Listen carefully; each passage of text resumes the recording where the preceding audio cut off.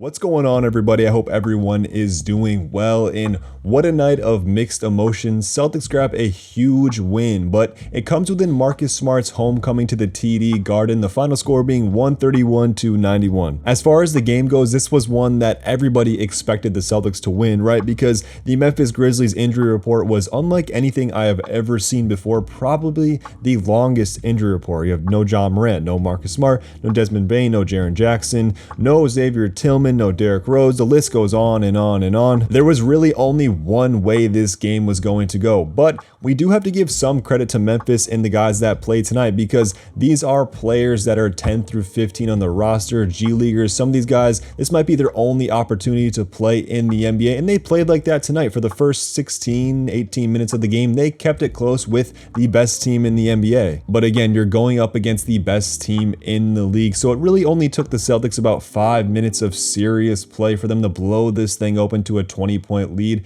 and the majority of that came from Jason Tatum and Kristaps Porzingis. Those two had a phenomenal half, combining for 40 points, 14 for 19 from the field, 6 for 10 from 3. These are two guys who are proficient at getting buckets on their own, but the thing I liked about that first half, and even that third quarter, was we saw a lot more two-man game between JT and KP. And that's something that personally I've been begging to see, whether it's something as simple as a dribble handoff or a pick and roll. I just want to see more action with Tatum and Porzingis, because we do see it with Brown and Porzingis, right? At times those two have an elite two-man game. It's gotten to the point where I think they've even developed a nickname for that duo, Cookies and Cream.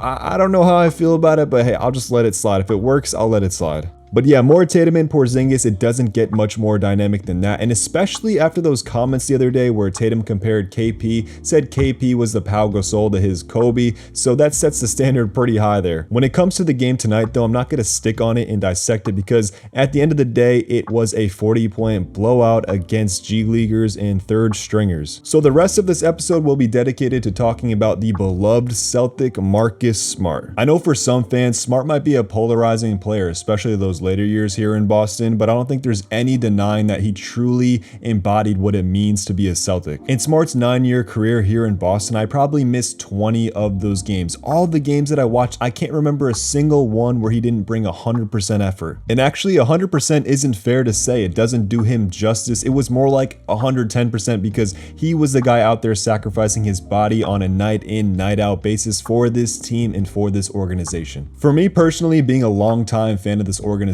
when Smart got drafted, he represented hope to me. You know, in those later years of that big three era, 2012, 2013, lost in the first round to the Knicks, we didn't know what the future was going to look like going forward. Everything was blown up. We get a new coach, we missed the playoffs the next year, and then we draft Smart and everything changes. Smart didn't play with any of the big three, got some time with Rondo, but what he did do was bridge that gap between generations. It felt like when he came in, he recognized the attitude, grit, and foundation that Paul, KG, and them laid down, and carried on that tradition of what it means to be a Celtic. Love him or hate him, you can't deny he is a dog, a winner, and most importantly, a Celtic forever. This organization and this team would not be where they are if they hadn't drafted Marcus Smart with the 6th pick in the 2014 NBA draft.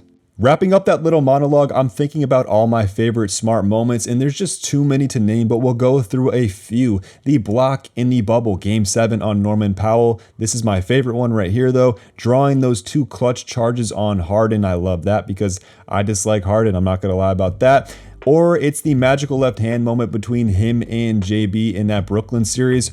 Or is it, the first game of that series, the assist to JT for that game winner? And then funny enough, Marcus Smart setting the franchise record for most threes in a game. And that's just to name a few. There's a countless amount of plays of him diving on loose balls, getting timely stops, diving out of bounds, throwing the ball off the opponent. I don't know. Let me know in the comments what your favorite Marcus Smart moment is. But anyway, to recap tonight's game, the Celtics win 131-91 against the Memphis Grizzlies. They are now 38-12 on the season, which is the best record in the NBA. I'm going to wrap it up right there. If you guys enjoyed this video, please like, comment, subscribe. It's the best and easiest way to support. I'm here after every single Celtics game, all 82 plus the playoffs. I'm not going anywhere. Little 2-day break, and then we're right back at it. I will talk to you guys Wednesday, February 7th. Atlanta. Peace.